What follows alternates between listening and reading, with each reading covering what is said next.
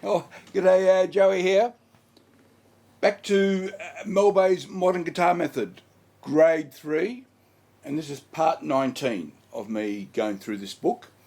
And we are doing triads built in E minor. As a starting point, I'm going to show you G major. Right, well, I've got tabs up.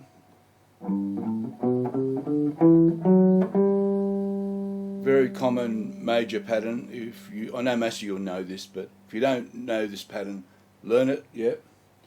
Now, why am I showing you G major? Because if you count with me, 1, 2, 3, 4, 5, 6. The sixth note is E. Every sixth note in any major scale gives you the relative minor. So this sixth note is E. E minor is the relative minor of G major. Okay? And what that means is they carry the exact same signature, which I'll put up as well. One sharp, the F sharp. So both G major and E minor have that in common. They have just one sharp, the F sharp. They share the exact same notes, yeah? So let's move on to, now that we've established that, let's move on to E minor. You'll all be familiar with E minor pentatonic, yeah? Once again, I've got the tabs up.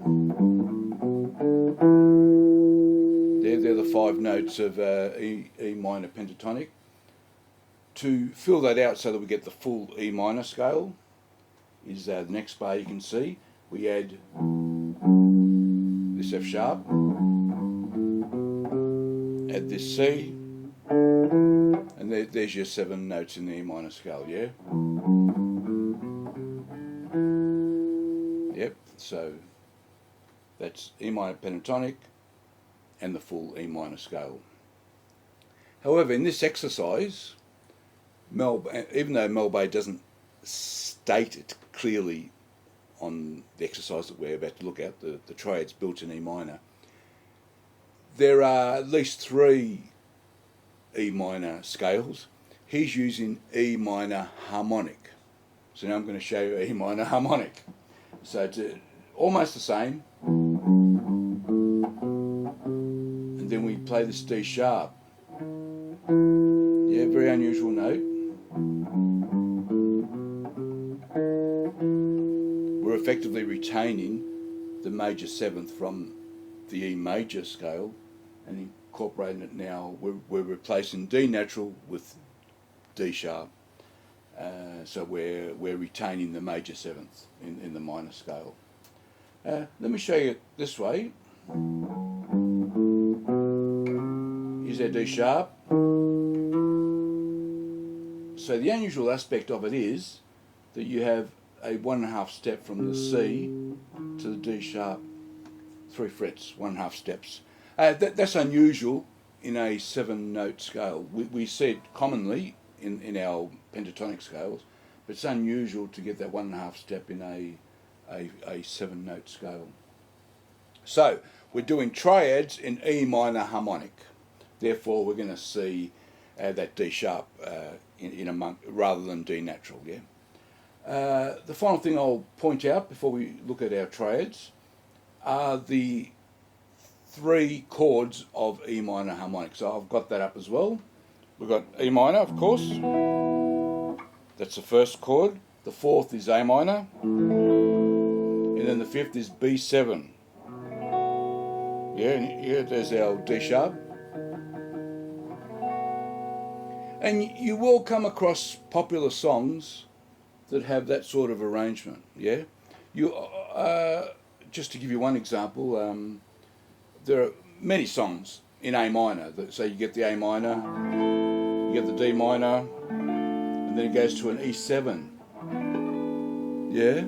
So you can hear that you get many popular songs that do that. So that's effectively using E minor harmonic. Yeah? You do come across it in popular music as well. Also, I've just shown you that so the triads we're about to build are built on those chords. So we're going to see those 3 chords as triads repeated and repeated. One last thing. Picture this E minor chord. Occasionally you do see a chord construction where you throw in the D sharp, and the chord's called E minor add major 7 or something, add the sharp 7th. It's got a chord name like that. Interestingly, they're the identical notes in B augmented, yeah? So E minor add in the D sharp, as I'm playing it, identical to B augmented. Okay, so the idea here is we're building triads on the E minor harmonic scale, and we're going to use the three high strings. I'm going to go from these open strings all the way to the 12th fret, and then work our way back down again. So that's the idea here. Yep. So let's start. Tabs are up, showing. So we've got 8 bars, showing the triads going from these open strings all the way to the 12th fret, and we go back again, and we start with the open strings. So obviously those 3 notes are part of this E minor chord. You can find that triad here on the 5th fret. Yeah, that's a common, what I'm doing, that shape there, it's like a D7 shape. That's a common minor shape that you can find along the D string. We'll also find that triad here. Here's our G note. And up here, here's our G note. Actually, in this position, these 3 low notes are the same notes. I reckon that's the only spot you'll ever find a situation where you can play a triad on the low strings being of the equivalent pitch to a triad on the high strings, yeah? That's a nice musical puzzle. Is there another way you can achieve that? I don't know. Have a think about that. Let me know. Okay, so there's our first triad. Next one is this one. Straight out B7 triad. It's part of this B7 chord. Yeah. It's also here. Part of this B7. And you find that triad here on this A note. That's a nice 7th triad. I'll often look for that shape in my blues playing. And of course it's up here. Yeah. Next triad is this one. Straight out E minor shape. There's your D minor. Yeah, so your D minor shape, a step up, E minor. You find that, where do you find it? Here. Yeah, it's part of the C minor. And then up here, part of the C minor. And it's probably up here somewhere. Yeah. E minor. Next one. The 3 high strings on the 5th fret. Obviously part of A minor. Melba often asks us to use 3 fingers to do some of these triads. I'm guessing most of us would just naturally bar it with our first finger. I'm guessing he encourages to use 3 fingers to increase your adaptability, yeah, because you can eventually do that sort of thing if you're using all 3 fingers.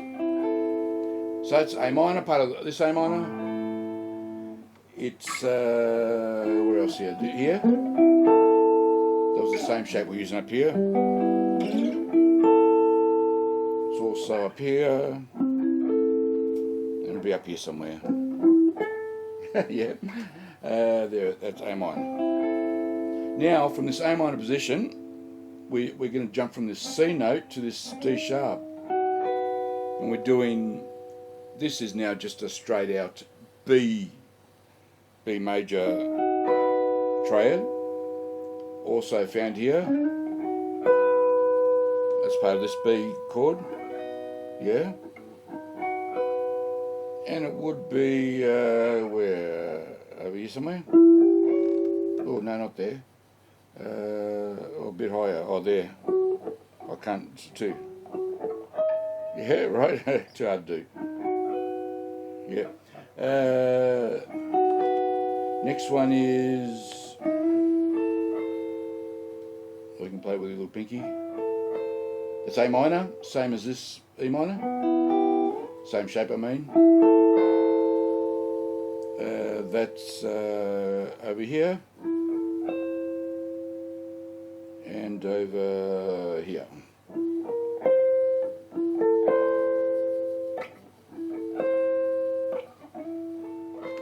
Yeah. Next one is B7, straight out B7 triad, same shape as the D7. Yeah, it's a D7 shape. It's also here, part of this B7. That's a full octave higher than this B7. Yeah.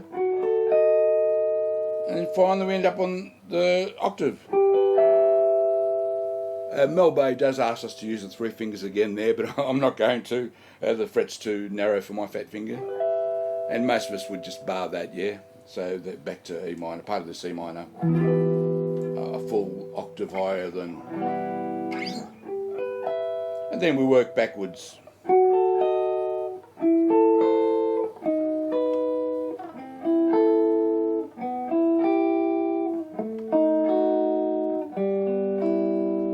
That's our triads built on E minor harmonic. Let me just go through those triads one more time, up and down, and I'll just show you my preferred fingering that allows me to move smoothly, yeah? Open strings. Mel Bay does ask us to use our little pinky on this one. And then I keep the little pinky when I go to the E minor triad. Yeah. And then when I go to the A minor, I keep my, my second finger and bring the others below it. Then I'm going to keep my second finger to slide up to the D sharp, to that B triad. Then I'm going to keep my second finger there to go to the A minor. I'm going to keep my second finger there to go to the B7. And then working backwards. There's my second finger, second finger, second finger, second finger, and here I keep the pinky in its place to that B7 triad, and finally. Okay, that's our triads built in E minor harmonic. Hope you enjoyed that. I'll see you next time. Okay, bye bye.